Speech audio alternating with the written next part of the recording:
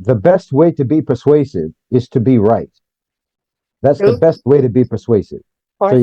you have to get the critical thinking first, so that you can Mm. actually be right. Then you already are way ahead of the game in terms of refuting any arguments or even potential arguments that might be made against you, because you have already destroyed in your analytical process all counter arguments to the position that you've reached, Mm. to the conclusion that you've reached, Mm. because you've already gone through all of that. You've already looked at all of the other possible conclusions, and you have eliminated them from possibility because they're wrong.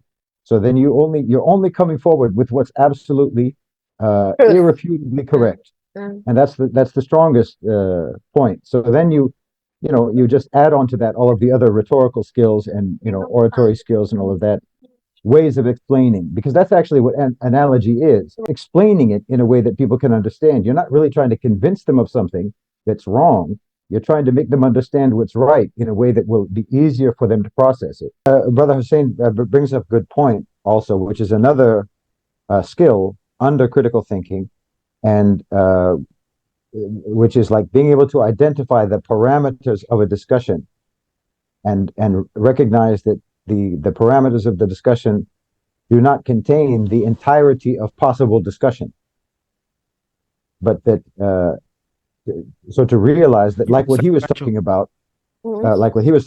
you have Mm. the choice of one of two evils. Well, why?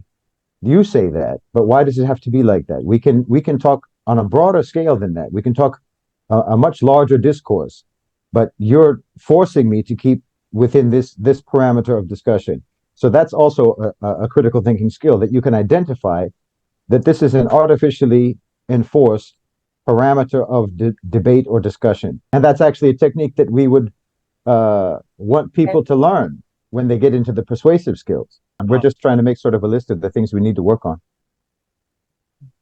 People are still aware of this, but they still vote for them because they have no choice, isn't it? Mm. Well, that's a good example. I think that's a good example. Anyway, that the two-party thing or whatever. It's always within a certain paradigm, isn't it? And those two, they when there's two sides, they're happy to keep it in The that binary. kind of yeah. The way you started was talking about, the Zionist thing with we're eating our popcorn, watching the kind of same old slogans coming out from both sides. Like that is part of that technique that keeps people in a.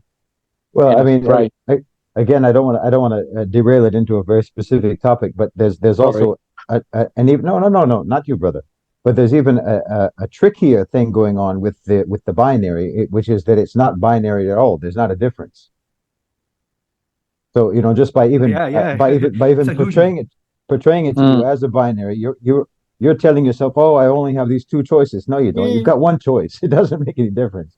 I mean, it's because it's not just it's something that is used as a debate tactic, but it's not in and of itself a debate tactic. Understanding the controlled parameters of discourse is something that you need to be able to do, again, in order to be objective and to understand reality as it actually is, rather than the way it's being fed to you.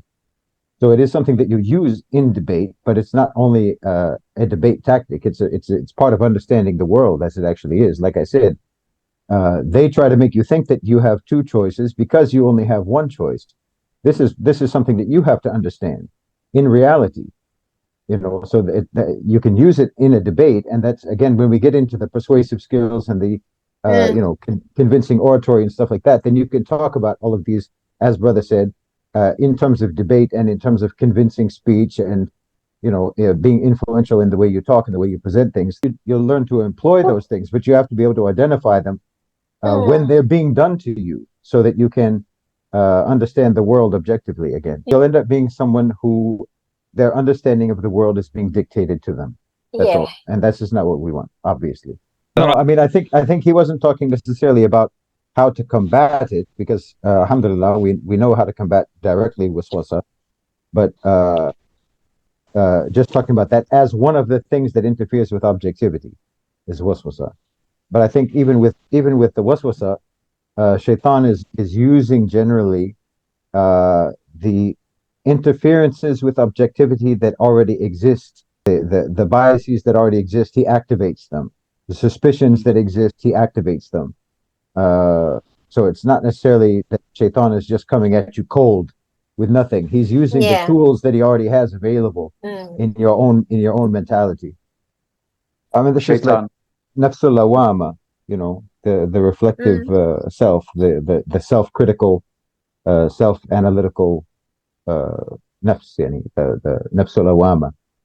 This is sort of what Shaitan doesn't want from us, to be examine ourselves and examine why we make the decisions that we make and why we make the choices that we make and why we think and feel and believe the way we do. We're not supposed. Shaitan doesn't want us to question that or think about it critically. So I mean, even this ayah is useful in terms of why this is even important for us as Muslims.